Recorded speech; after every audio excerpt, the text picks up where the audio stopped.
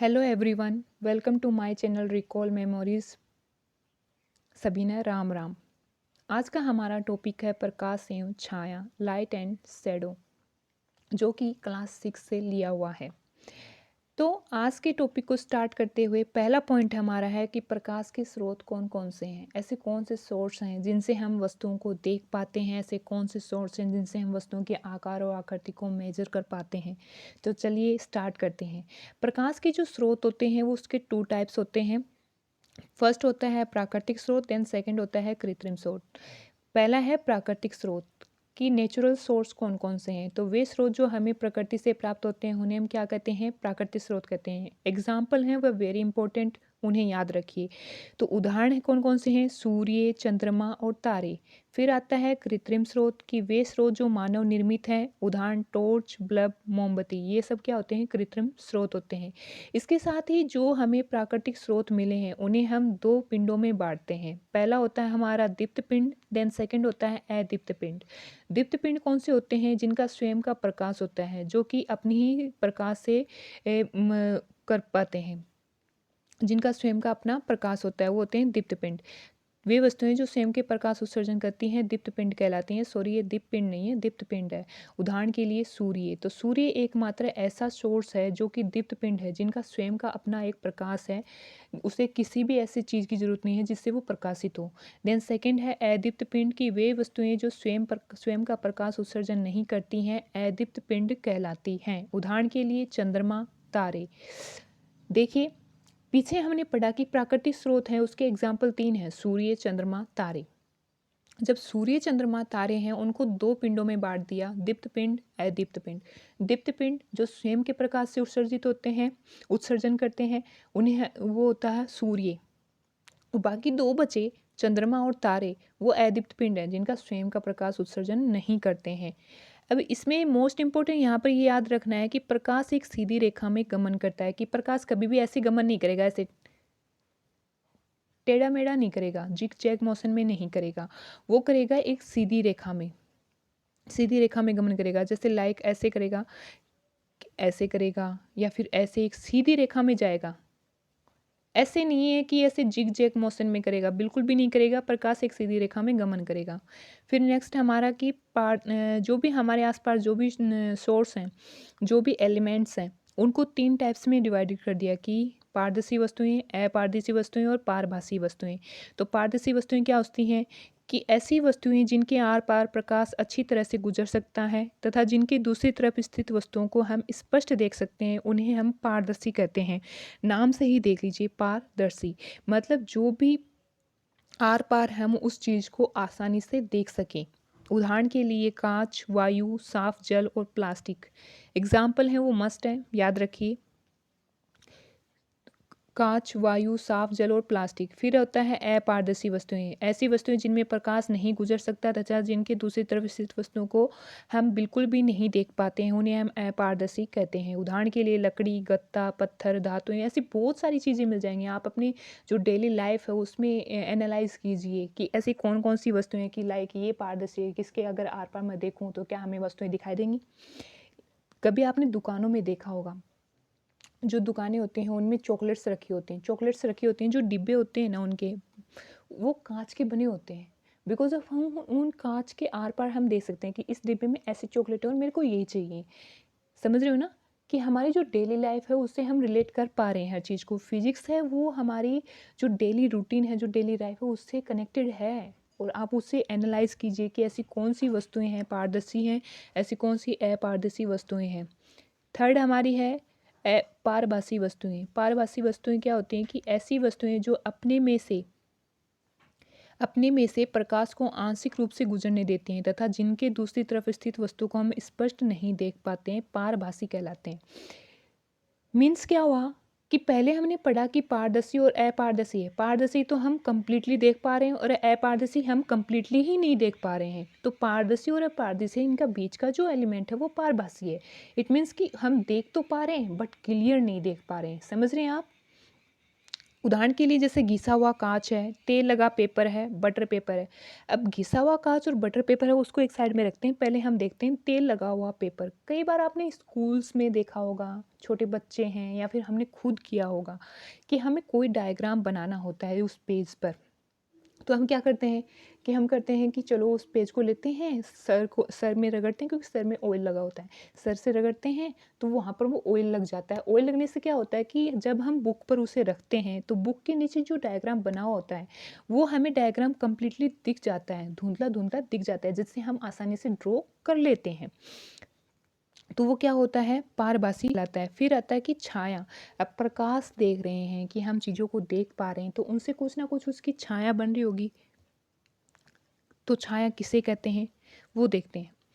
तो फर्स्ट है इसमें कि जब प्रकाश किसी अपारदर्शी वस्तुओं पर गिरता है तो वस्तु के पीछे दीवार या पर्दे पर जो आकृति बनती है उसे हम छाया कहते हैं। मोस्ट इम्पोर्टेंट क्या है कि अपारदर्शी वस्तु होनी चाहिए, प्रकाश होना चाहिए, साथ ही पीछे दीवार या पर्दा होना चाहिए जिस पर हम उस छाया को देख पा रहे हैं। छाया है वो प्रकाश स्रोत के विपरीत दिशा में बनती है। जैसे मान लीजिए कि यहाँ पर प्रकाश स्रोत है, ठीक है, यहाँ पर वस्तु रखी हुई है और यहाँ पर ये दीवार है, तो प्रकाश स्रोत ये है और इसके विपरीत दिशा में कौन सी हो गई, ये हो गई। तो यहाँ पर क्या रखेंगे, यहाँ पर क्या बनेगी, इसकी छाया बन जाएगी। ठीक है, समझ रहे हैं ना, छाया बन जाएगी। फिर है छाया निर्माण के लिए हमें ऐसी कितनी चीज़ों की आवश्यकता है जिससे हम एक छाया बना सकते हैं और उसे हम देख सकते हैं। तो मोस्ट इम्पोर्टेंट तीन ही है। देन फर्स्ट है हमारी, एक मिनट रुकिए। देन फर्स्ट है हमारी है प्रकाश स्रोत, फिर है प्रकार, प्रकार नहीं, ये प्रकाश है, अपारदर्शी वस्तु और पर्दा। ये तीन चीज़ें छाया निर्माण के लिए इंपॉर्टेंट होती हैं। फिर इसी में आगे आता है हमारी कि प्रछाया और उपछाया क्या होती है। तो प्रछाया किसे कहते हैं, गहरी छाया को हम प्रछाया कहते हैं। और उपछाया क्या होती है, उपछाया होती है हमारी कि गहरी छाया के चारों तरफ हल्की सी छाया बनती है, उसे उपछाया कहते हैं। जैसे कि अब हमारे नीचे जो डायग्राम दे रखा है उसमें देखिए आप कि जैसे एक टॉर्च है, ये हमारे यहाँ पर कार्डबोर्ड ले रखा है। जब ये हम टॉर्च से जब प्रकाश डालते हैं तो बीच की जो छाया वो गहरी होती है और बाहर की जो छाया हल्की हल्की छाया होती है। जो बीच की छाया उसे हम प्रछाया कहते हैं और जो बाहर वाली जो हल्की छाया होती है उसे हम उपछाया कहते हैं। इसी प्रकार अगर हम किसी बॉल का लेते हैं तो क्या होता है कि अंदर की तरफ तो गहरी होती है, डार्क कलर होता है, और बाहर की तरफ क्या होती है, हल्की हल्की होती है, तो उसे क्या कहते हैं हम, उपछाया कहते हैं। अब इसमें आगे इम्पोर्टेंट हमारे आता है कि ग्रहण, इससे रिलेटेड क्वेश्चन पूछ सकते हैं। ध्यान से समझिए इस चीज़ को कि जो ग्रहण है इससे रिलेटेड क्वेश्चन पूछ सकते हैं एग्जाम में। ग्रहण, ग्रहण क्या होता है, किसे कहते हैं। तो पृथ्वी सूर्य के चारों ओर गति करती है, चंद्रमा पृथ्वी की परिक्रमा करता है, ये पृथ्वी नहीं है, माफ़ी चाहती हूँ, ये पृथ्वी है। अर्थ, परिक्रमा करते हुए चंद्रमा पृथ्वी व सूर्य एक सीध में हो तो संयोगवश घटना को ग्रहण कहते हैं। जैसे आप जानते हैं कि हमारा जो सौरमंडल है उसमें बीच में क्या होता है, सूर्य होता है, और उसके चारों तरफ जितने भी ग्रह हैं वो क्या करते हैं, परिक्रमा करते हैं। अब हम यहाँ पर देखेंगे सिर्फ पृथ्वी और चंद्रमा। तो जो हमारा जो सौरमंडल है, जो सूर्य है, उसके चारों तरफ क्या करते हैं कि जो पृथ्वी है वो परिक्रमा करती है। ये मान लीजिए कि ये पृथ्वी है, ठीक है। पृथ्वी का जो उपग्रह है वो क्या है, चंद्रमा। पृथ्वी का उपग्रह क्या है, चंद्रमा।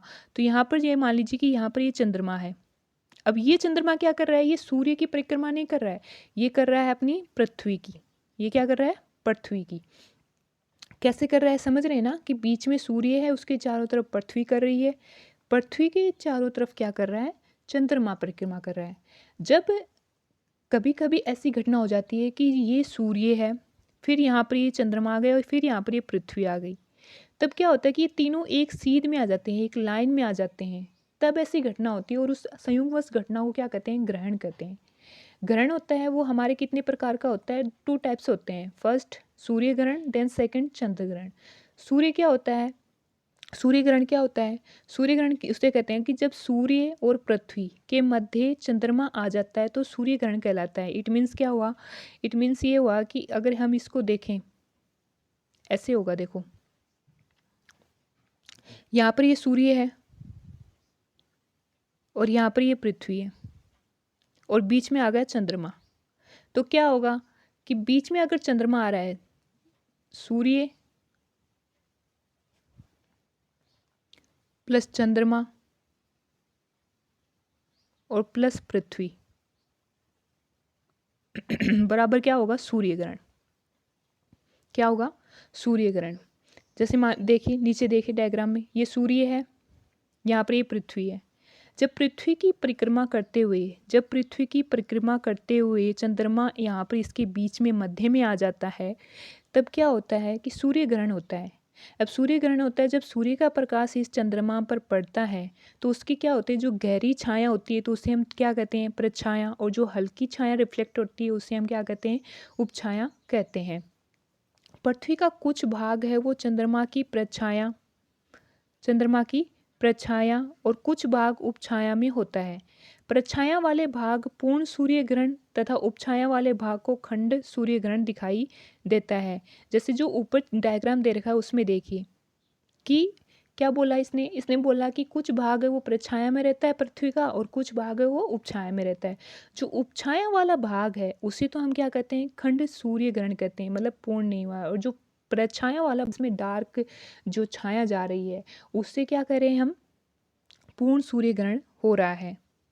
पूर्ण सूर्य ग्रहण के समय सूर्य का बाहरी किनारा एक रिंग की तरह दिखाई देता है जिसे किरीट कहते हैं। इसे याद रखना बहुत जरूरी है, क्वेश्चन पूछ लिया जाता है कि जब पूर्ण सूर्य ग्रहण होता है और जब सूर्य एक रिंग की भांति दिखाई देता है तो उसे हम क्या कहते हैं, किरीट कहते हैं। मोस्ट इंपॉर्टेंट बात यहाँ पर ये याद रखनी है कि सूर्य ग्रहण को कभी भी नग्न आँखों से नहीं देखना चाहिए, क्योंकि उससे हमारी आँखों पर इफेक्ट पड़ता है। सेकंड हमारा है चंद्र ग्रहण, कि चंद्र ग्रहण किसे कहते हैं। अब सूर्य ग्रहण तो क्या था, सूर्य ग्रहण था, ये सूर्य है, यहाँ पर ये सूर्य है, यहाँ पर ये पृथ्वी है और बीच में चंद्रमा आ गया, देन सूर्य ग्रहण हो गया। चंद्र ग्रहण क्या है कि चंद्रमा पृथ्वी के चारों ओर गति करते हुए पृथ्वी की छाया में आ जाता है तो चंद्र ग्रहण कहलाता है। कि मतलब क्या हुआ कि अब बीच में कौन आ गया, पृथ्वी आ गई। ठीक है, पहले चंद्रमा की छाया में पृथ्वी आ रही थी, चाहे वो थोड़ी आ रही हो पर आ रही थी। और अब क्या हो रहा है कि पृथ्वी की छाया में कौन आ रहा है, चंद्रमा आ रहा है। तो ये क्या होता है, ये होता है हमारा चंद्रग्रहण। की ये सूर्य है, सूर्य के चारों तरफ गति है, वो क्या कर रही है, पृथ्वी कर रही है, और पृथ्वी के चारों तरफ कौन कर रहा है, परिक्रमा, चंद्रमा कर रहा है। जब चंद्रमा गति करते हुए पृथ्वी की छाया में आ जाता है तब उसे क्या कहते हैं, हम चंद्रग्रहण कहते हैं। इसमें क्या होता है कि दो प्रकार की छाया होती हैं। जैसे फर्स्ट आ गई, इसमें ये प्रछाया जो गहरी है, डार्क में है, और जो हल्की रिफ्लेक्ट हो रही है उसे हम क्या कहते हैं, उपछाया कहते हैं। अब यहाँ पर ये इंपॉर्टेंट रखना आपको बहुत ज़रूरी याद है कि चंद्र ग्रहण है वो पूर्णिमा के दिन होता है और सूर्य ग्रहण अमावस्या की तिथि को होता है। मस्ट याद रखिए, क्वेश्चन कई बार पूछ लिया जाता है कि चंद्र ग्रहण किस तिथि को होता है और सूर्य ग्रहण किस तिथि को होता है। आज का हमारा जो टॉपिक था प्रकाश एवं छाया, वो कंप्लीट होता है according to class 6th। Read syllabus में प्रकाश और छाया टॉपिक दे रखा है। प्लीज़ इस चैनल से जुड़िए, आपको यहाँ पर आरबीएसई बोर्ड की जो भी सिलेबस है उसके अकॉर्डिंग कोर्स करवाया जाएगा। Please connected this channel. And हाँ, हमारी जो रीट एग्ज़ाम है उसकी डेट अनाउंस्ड हो गई है। वो हमारी जो जुलाई माह है उसके 23 और 24 तारीख को होने वाली है। लगभग मान के चलिए कि आज से हमारे पास, देखिए हमारे पास क्या है कि जून है, फिर मई है, फिर अप्रैल है, फिर मार्च है, 4 महीने तो कंप्लीट है। जुलाई है, उसके भी 20 डेज़ हैं अपने पास। मैं आपको यहाँ पर इस चैनल पर मैथ और साइंस पूरा कंप्लीट करवाऊँगी। रीट एग्ज़ाम, पात्रता एग्ज़ाम होने से पहले रीट सिलेबस के अकॉर्डिंग। तो तब तक पढ़ते रहिए और अपने सपनों को पंख देते रहिए। आज के लिए इतना ही, कल मिलते हैं हम अपने नए टॉपिक के साथ। That's it.